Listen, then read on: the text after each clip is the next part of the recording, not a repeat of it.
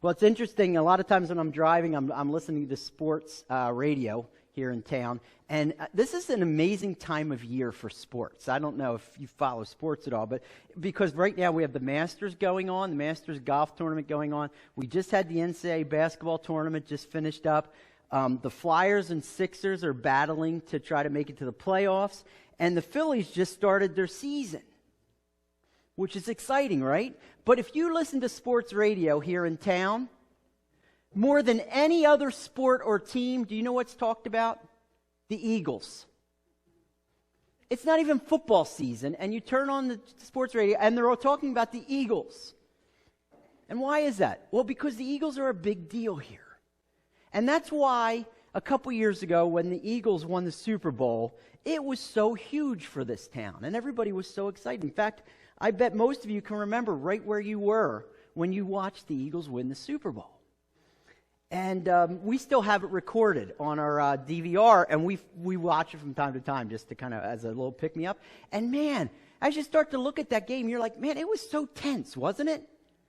It was, I mean, you had all these make-or-break moments from the fourth and goal play when Foles caught the touchdown pass, the Philly. And then you had, in the fourth quarter, Zach Ertz catches the go-ahead touchdown. They finally take the lead. And then the Patriots are going to drive down, and they have the fumble and the sack of Brady, and they get the ball back. But no moment was more tense in watching the Super Bowl than that final Hail Mary pass, right? The final play of the game. And I want to show you what it looked like in our house, because it was very interesting. I know that it's been spotty up to this I just want to show But you. don't give it! No! Sack him! Sack that boy!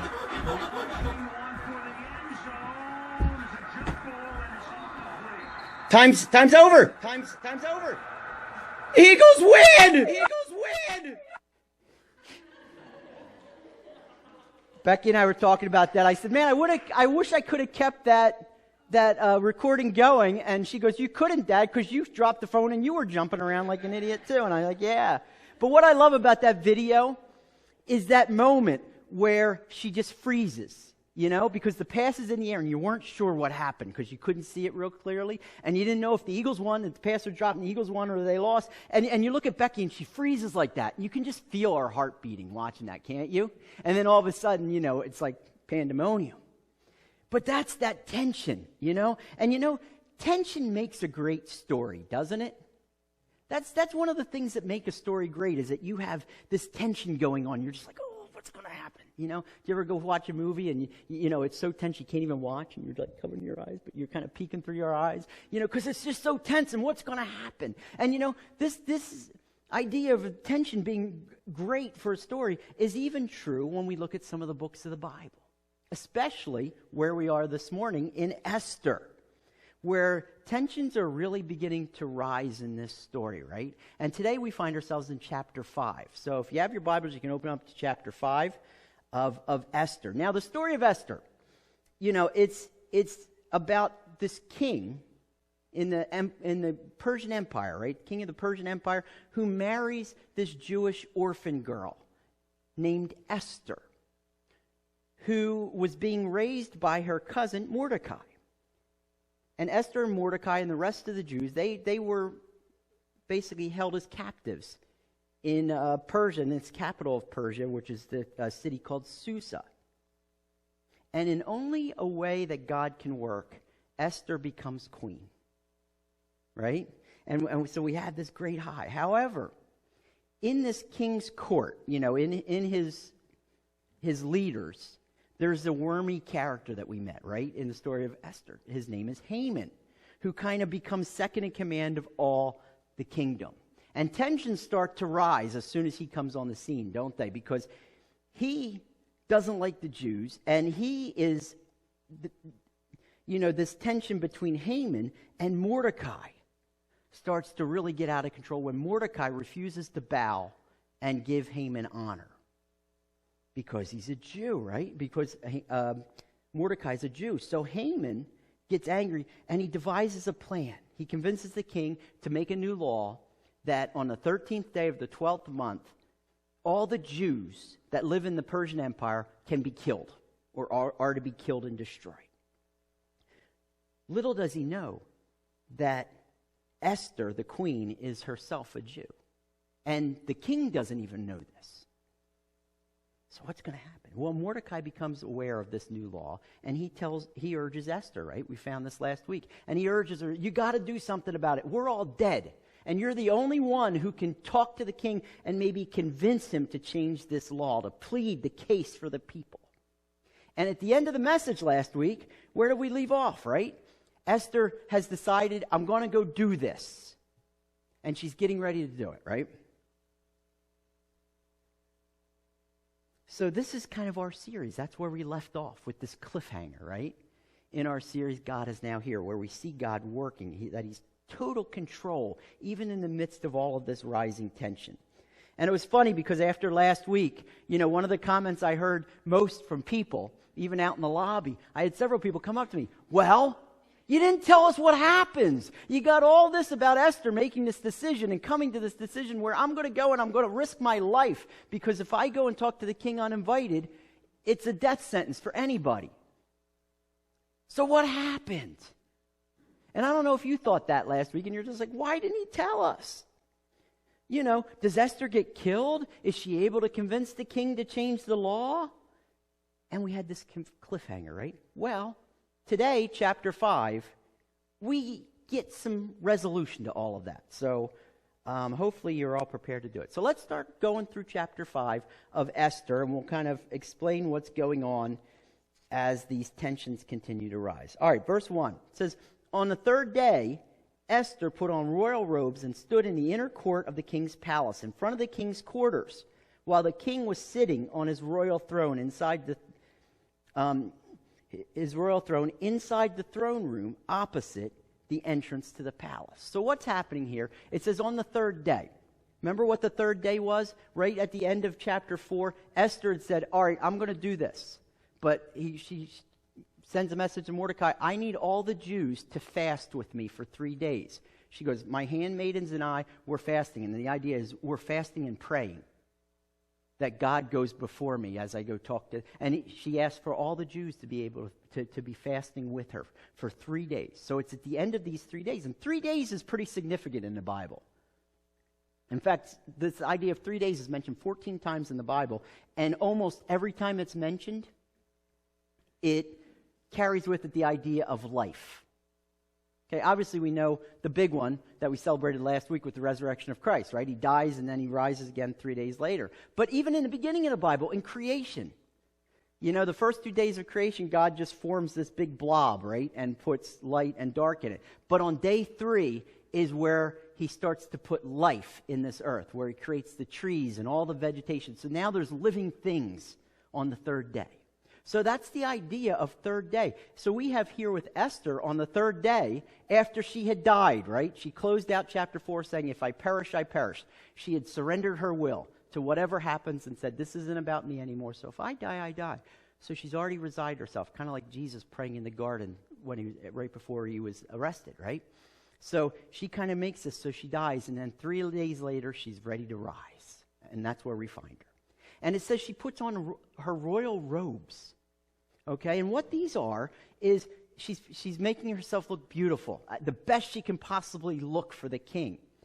And in addition to just making herself up, she puts on these royal garments. These are garments given to her by the king.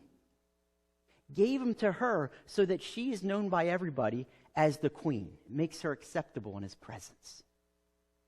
Kind of like when we come to the throne room of God, like we talked about last week, we wear the robe of righteousness, which is Christ. Well, here she comes to meet the king, and she puts on royal robes, and then she goes, and she doesn't just burst in, right? She doesn't burst into the throne room. I got something to say. Instead, she stands outside the throne room, but kind of in the doorway. So it'd be like if somebody were out in the lobby right now, and they were just standing there, So not many people see him, but the king is looking that way, and he sees her. And let's see what happens then. It says, when the king saw Queen Esther standing in the court, verse 2, she won favor in his sight. And he held out to Esther the golden scepter that was in his hand, and Esther approached and touched the tip of the scepter.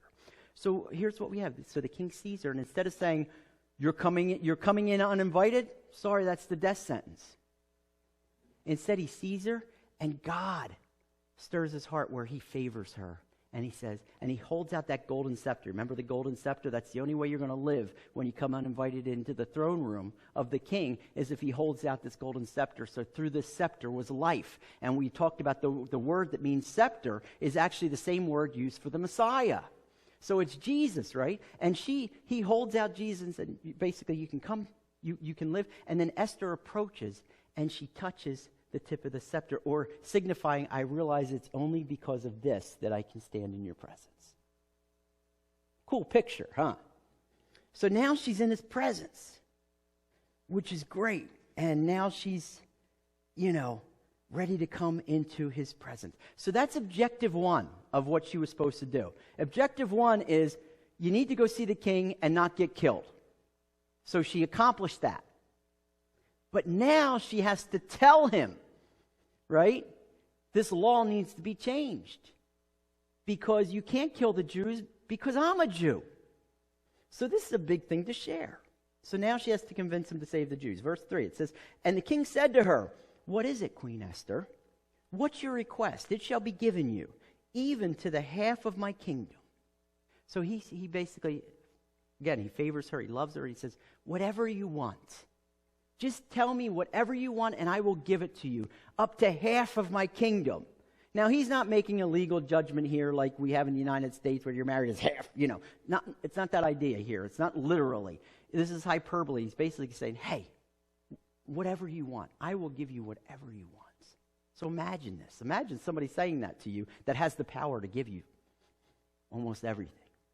And that's what the king asks of Esther. And verse 4, Esther says, if it please the king, let the king and Haman come today to a feast that I have prepared.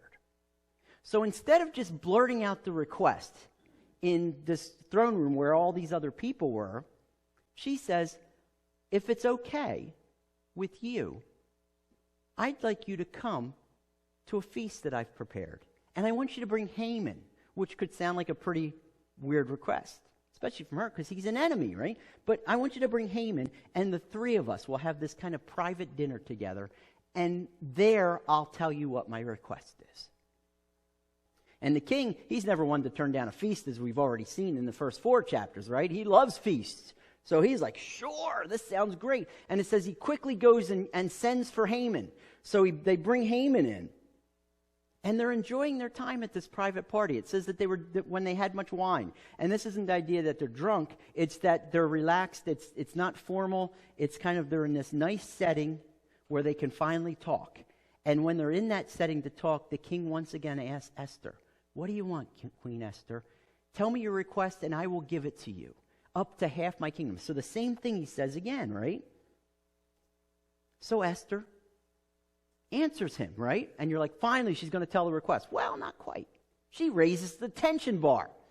Look what she says. She says, Esther answers. And imagine the king. He just wants to know what she wants. And she goes, my wish and my request is, well, if I found favor in the sight of the king, and if it pleased the king to grant my wish and fulfill my request, at this point, I'm just like, just spit it out, Esther. Just do it now. You have the perfect opportunity. And she's like, so if it's okay, can I ask the question? And my request is thus. And you're like, what is she doing here? And then look at what she says. Let the king and Haman come to a feast, another feast, that I will prepare for them, and tomorrow I will do as the king said. Now, this is crazy sounding, isn't it? She basically has this feast, this private dinner for them, and they said, all right, now you told us you would tell us at this feast. And she goes, I will tell you. Here's what I'm going to tell you. I'm going to prepare another feast tomorrow. Can you and Haman come to that? And then I will tell you my request. And I don't know about you, but when you read this, I know when I read this, I'm like, why isn't she telling him? This is the perfect opportunity to tell him. She's done everything she can possibly do. And your mind goes to reasons why she might not want to tell him here. My mind, first of all, goes to, maybe she's afraid. I mean, she's taken her life on the line, and to ask the king this, especially in front of Haman, is going to be a big deal. But also, she's not only asking that the law be changed for the Jews' sake, She's making a confession to the king because she had hid the fact that she was a Jew. And now she's going to say, I didn't tell you this, but I'm a Jew too. So it was a big deal, and obviously she could be afraid. But I don't think that's why she's delaying here. I don't think that's why she's not afraid, because we saw back in chapter 4 that she was already resigned to the fact. If I perish, I perish. I'm committed to this. So she would go through with this. So there must be another reason why she's delaying. It's for something else. And we're going to see the reason soon for this delay. But just know this, God is in control of this delay. Esther might not even know why she's delaying, but God is in control of it. But for now, we just need to know this. There's another day, and there's another feast that's coming. And Haman is once again invited to this private dinner with just the king and the queen. And of course, Haman, being Haman, he's just humbly honored by this and feeling unworthy of all that is coming his way. And he's just so humble. No, he's not. We know Haman, right? Haman's puffed up. He's like, man, I must be somebody. I'm great. In fact, look at verse 9. It says, and Haman went out that day joyful and glad of heart. He's basically, ha, ha, I am the greatest man in this kingdom. Look what's happening to me. And he's at the highest of highs. That's all about to change. Let's continue reading. But when Haman saw Mordecai in the king's gate, that he neither rose nor trembled before him, he was filled with wrath against Mordecai. Do you ever have like a great day or a great feeling or something was going awesome and it just takes one little thing and it just crushes everything? It's ruined now, you know? This is what's happening to Haman. Everything's going great, everything. And then he's walking out of the palace and he has to go past the king's gate. And imagine this, as he's walking, everybody's bowing before him. So it's even puffing up his ego. But then he goes past the king's gate and he kind of glances over and he notices somebody's not bowing, and it's Mordecai. And it just brings up everything. And he's just like, that guy, I'm going to kill him. But again, God's in control. Look at verse 10. Nevertheless, Haman restrained himself. He didn't kill him right there. Instead, he's feeling bad, so he goes home. And he wants to feel better, so it says that he brought his friends and he brought his wife into the room. And he says, I need to be with you guys. I'm down, and I need to feel better. So how does somebody who's full of themselves feel better? You brag about yourself. Look at verse 11. And Haman recounted to them the splendor of his riches, the number of his sons, all the promotions with which the king had honored him, and how he had advanced him above the officials and the servants and the king. Do you ever have somebody like this that all they want to do is talk about everything they've done and everything they've accomplished? And it doesn't matter what you're talking about. You know? They'll make it about themselves. This is Haman. And he's like, this is all awesome. I mean, I'm just great, aren't I? Tell me how great I am. I'm the man. In fact, we see that he has 10 sons. We learn later on in Esther. And he's like, I'm awesome. And then look at verse 12. And he kind of closes that and said, even Queen Esther, let no one but me come with the king to the feast prepared. And probably the king just was an afterthought. I mean, she just wanted to be with me because she sees how awesome I am. And tomorrow I'm also invited by her together with the king. Everything's great. It's awesome. And that should make him feel pretty great. But this is Haman. And instead, look what he says in verse 13. Yet, all this is worth nothing to me.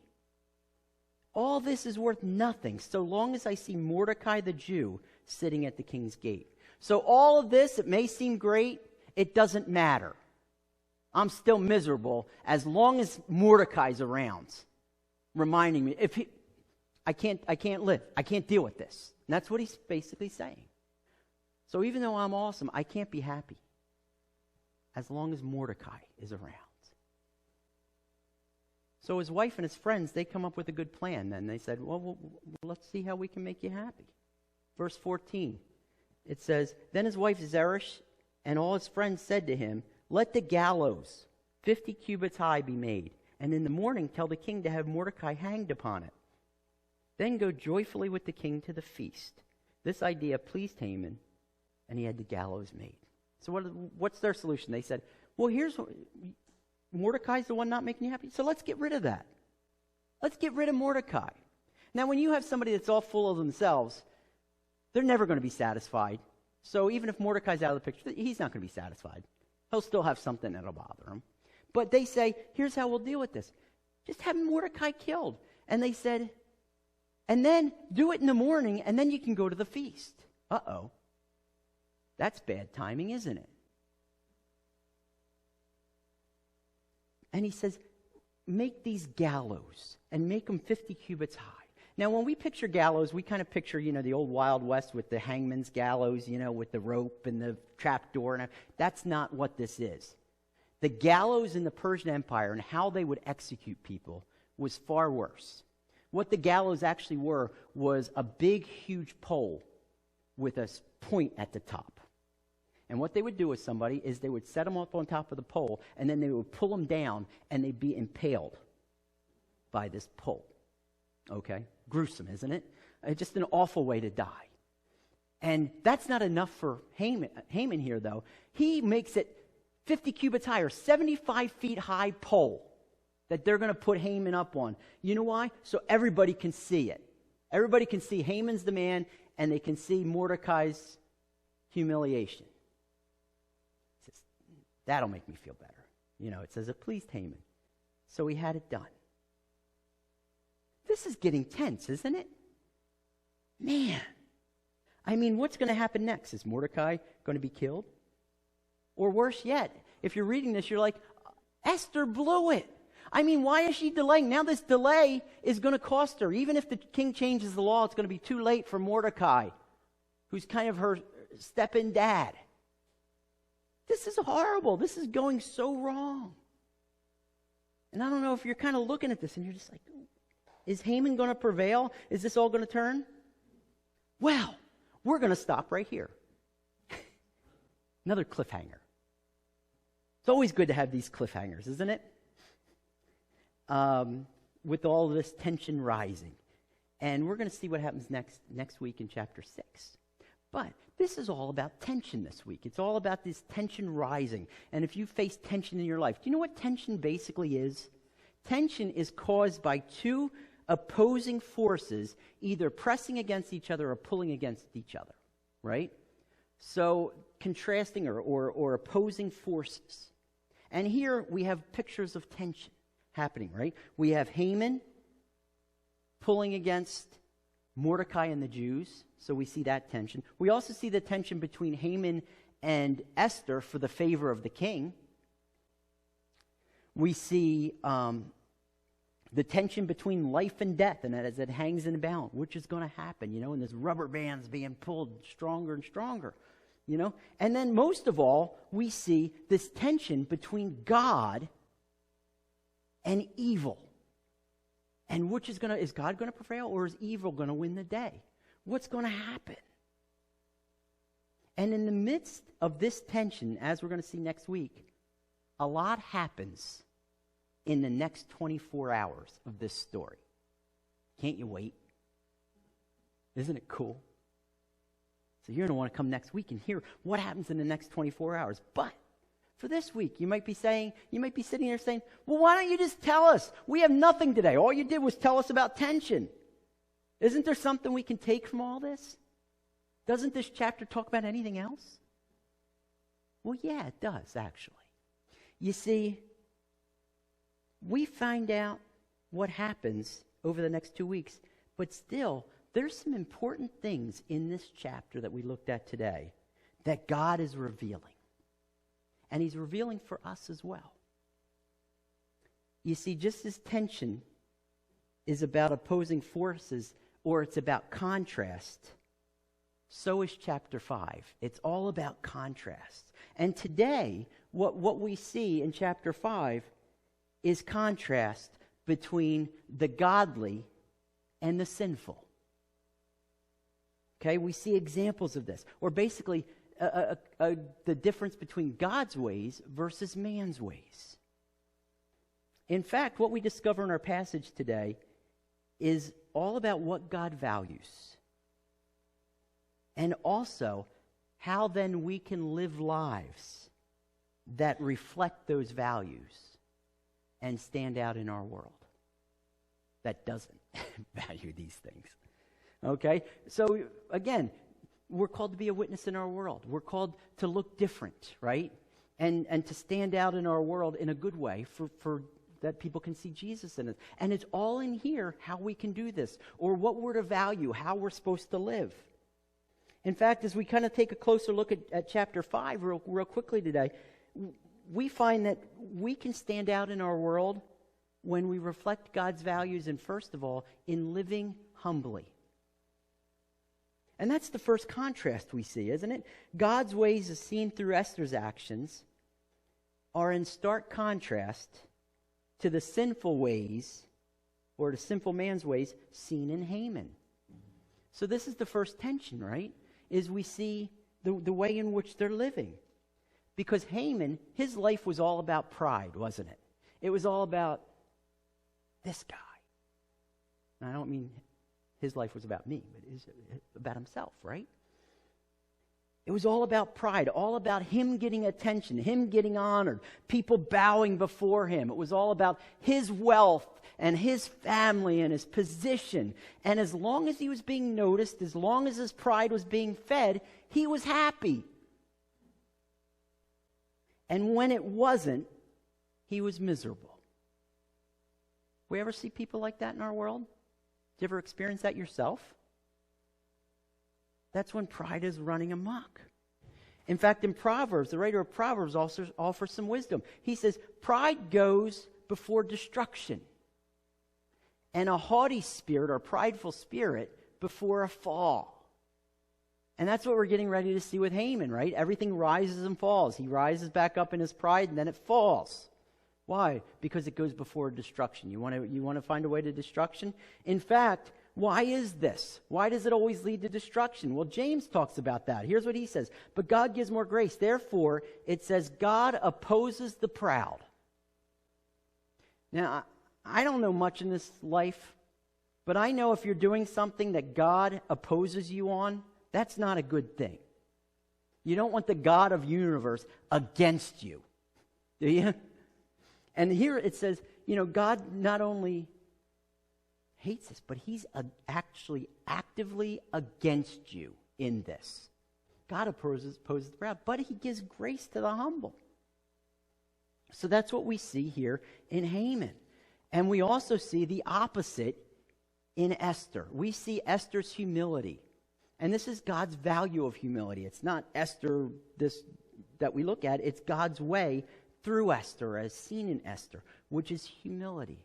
Look how she humbles herself. Last week it started, right? She humbled herself by saying, well, I'm going to put my personal fears aside. And I'm going to do what you ask for our people. And then she humbles herself by saying, but I'm going to take 3 days to fast and basically seek God's wisdom. It's not about what I bring, it's what he can do for us. And ask for his presence in that, right? And then she humbly approaches the king. She doesn't burst into his throne room. She doesn't run up and say, all right, mister, here's what you got to do. You messed up. That's got to change. She doesn't do that, right? She comes up and says, if it pleases you, if it's okay with you, can I offer something? And she does it very humbly. She brings, and why she's doing that? Because she's honoring him. She's valuing him, showing that he's important and he has value as well. You see, humility is something that God values. And it's something that stands in sharp contrast to the ways of our world today, doesn't it? I mean, look at our world. I mean, everything's about, we want to lift ourselves up so that we can be noticed, so we can be famous. I mean, you even take a picture of yourself and you post it online. What's it called? A selfie. I mean, you watch commercials. Hey, you deserve this. Get this car. You've earned this. It's all about myself. And that's our world. So don't you think if people come along and it's not about us, it's going to stand out, right? So living humbly, it means that we're not craving the praise of others. We don't rise and fall on other people's opinions of us. Rather, we say, hey, I don't know it all. I'm not all that. In fact, I want to be guided through this life by God, and we seek God for how we're to live and decisions we need to make. You know, we put other people, we don't hammer them. So imagine what that can look like at school or at work when you're humble and everybody else is clamoring for that attention. And you're like, I'll trust God here. It's going to stand out. So living humbly, it allows us, rather than shine the spotlight on ourselves, we can shine it on God, who we're yielding to. So humility, it stands out in our world where everyone seems to be clamoring for attention. But we see another value here in this story that happens next, right? And that's contrasted in the way Haman approaches things and the way that Esther approaches things. And it relates to how they act, how they react, and how they make decisions. We see a stark contrast there. And, so we'll kind of see, based on what they're experiencing, how are they responding to what's going on? Well, look back how Haman makes decisions here in this chapter, right? First of all, they're erratic. They're all over the place, up and down. Oh, I need to do this. Oh, I need to do this, right? And they're reactionary. Everything he does is like a knee-jerk reaction to something in the moment. You know, he goes to this dinner. I'm great. I feel great about myself. He walks by Mordecai. I feel horrible about myself. He gets his wife and family together, and he's like, this is the greatest thing ever. But then it comes back to mind, Mordecai, but I'm miserable about this, you know?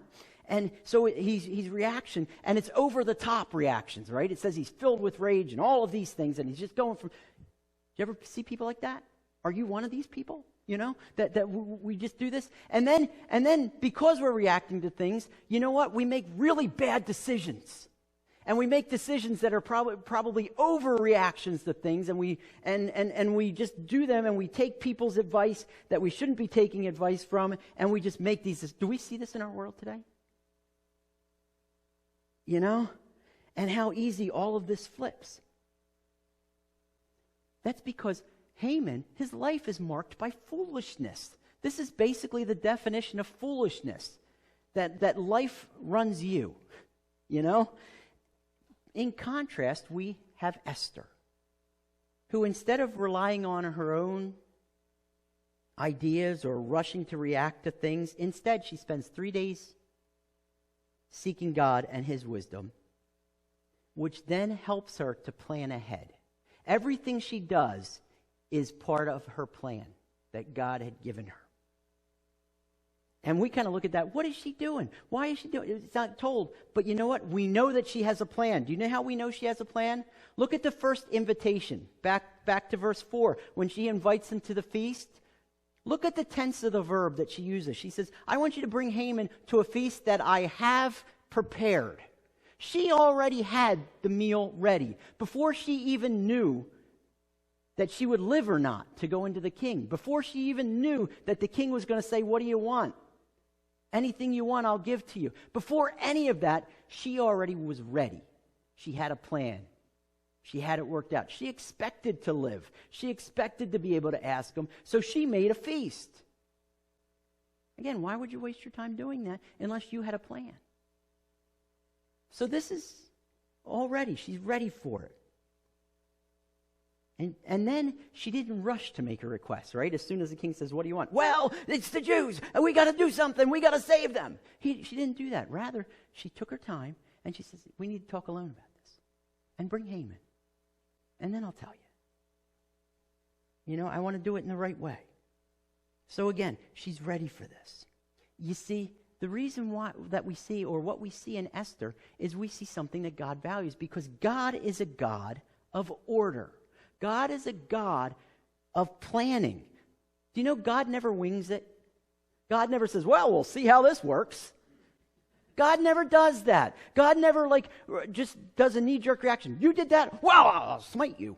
He doesn't do any of that out of just a reaction, an off-the-cuff reaction. God is a God of order, and he plans everything out. Right? And God values wisdom. That's the opposite of foolishness. It's being calculated. You want to do things right for the right reason. And our lives stand out in our world today when we also are living wisely. So we not only live humbly, but we're to live wisely if we want our lives to stand out. Instead of following the crowd or rushing to judgment without all the facts, like happens so often in our world today, doesn't it? We got to pass it before we read it, and things like this that we hear and going on today, and we're just like, what are we talking about? Why are we rushing into things? Let's look at everything. But that's our world today. We rush to judgment without all the facts. We pile on someone who messes up, and we overreact, making a problem even worse. Instead of all that, we get to seek God, right? Allow him to inform and to guide our decisions. In fact, here's what Paul urges us. He says, look carefully how you walk or how you live. Not as unwise or foolish, but as wise, making the best use of time because the days are evil. Here's how we live wisely.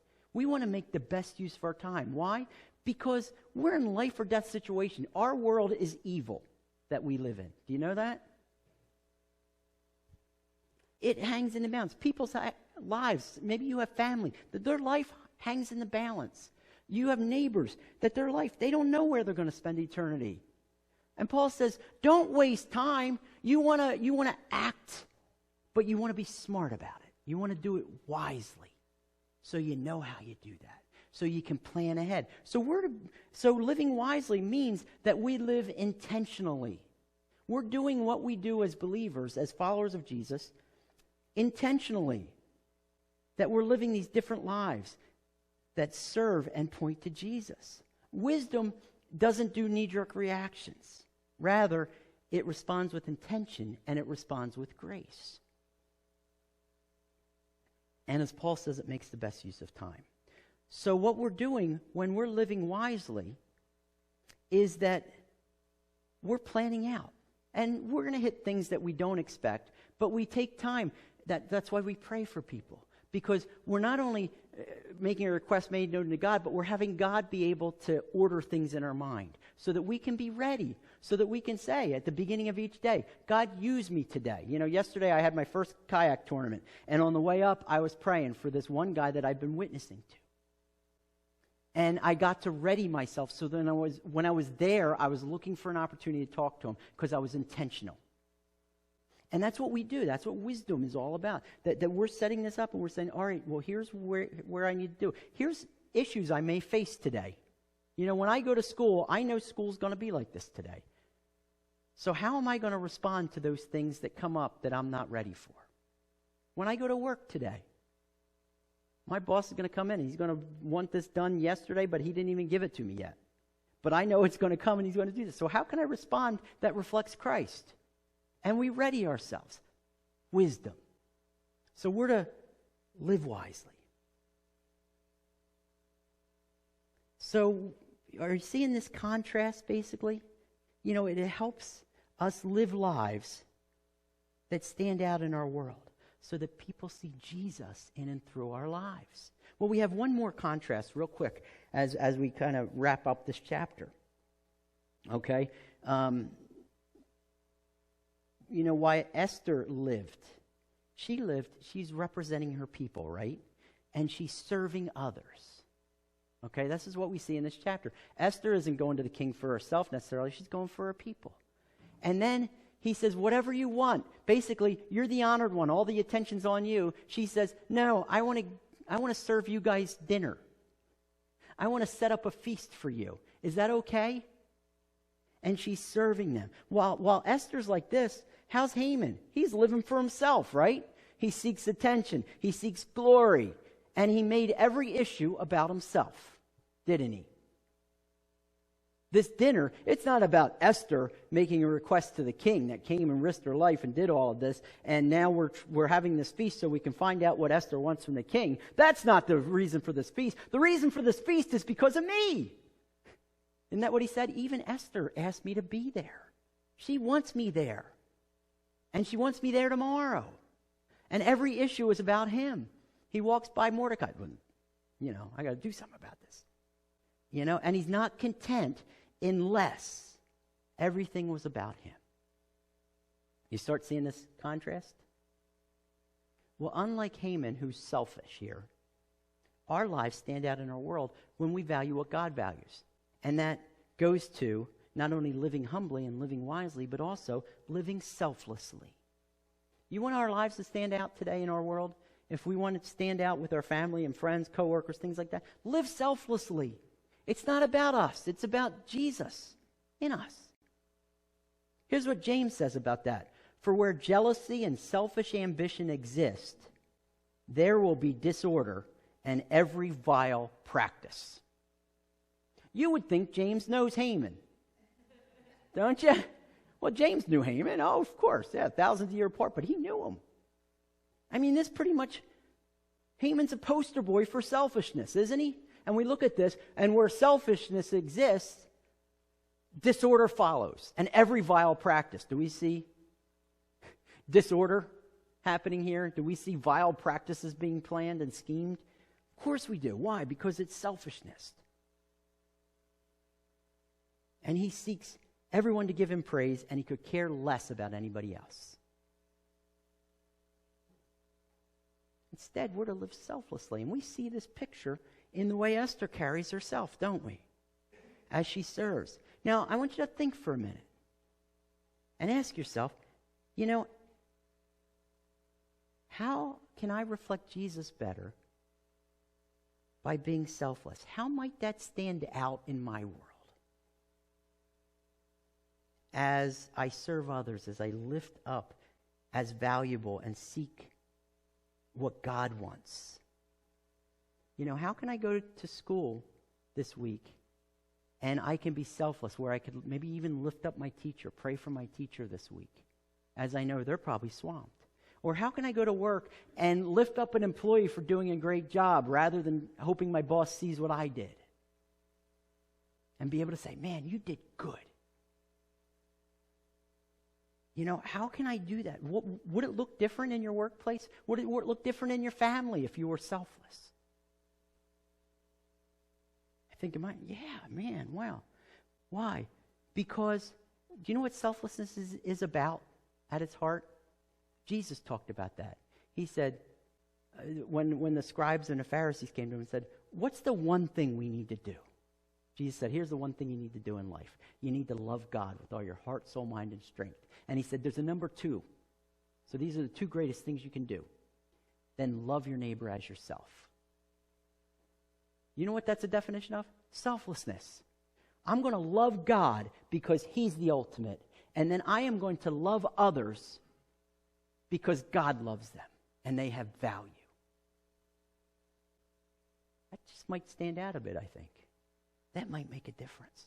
So this is what we were learning in chapter 4, right? And even though here in chapter 5, today as we look at chapter 5, we get to see Esther approach the king, right? And she's welcomed by the king. But we still don't know exactly how her request is going to come about. And we still have this cliffhanger and all this tension. Yet, in the midst of this tension, God is here. Isn't that our whole book of Esther? Is God may seem nowhere, God may seem like he's empty, but God is here. And he's here in chapter 5 when it seems like things are happening but nothing's getting resolved. Yeah, things still hang in the balance. Things are in doubt. But God is here and God is working.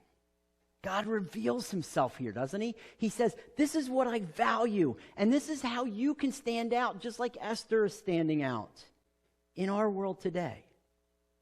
Basically, when we live humbly, you know what happens?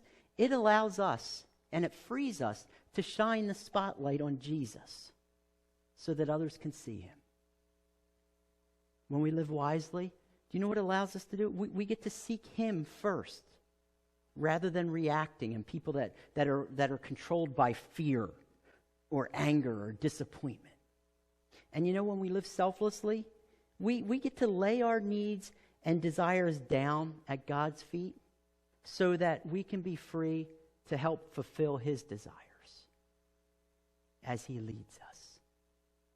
So basically, living as God values stands out because we can live free as we let people know about Jesus. You see, when we reflect God's way and values, our lives stand out. And they stand out even today in stark contrast and in life-giving contrast with our world around us. It will be noticed, and it will give us an opportunity to let people know what the difference is. You know, when we stand out like this and we value what God values, they'll say, how can you do this? How are you okay with this? You know, how come your life wasn't wrecked when you went through the same thing I went through? Oh, here's why. And all of a sudden we get to share Jesus. Why is that? Because Jesus changes everything for us, doesn't he?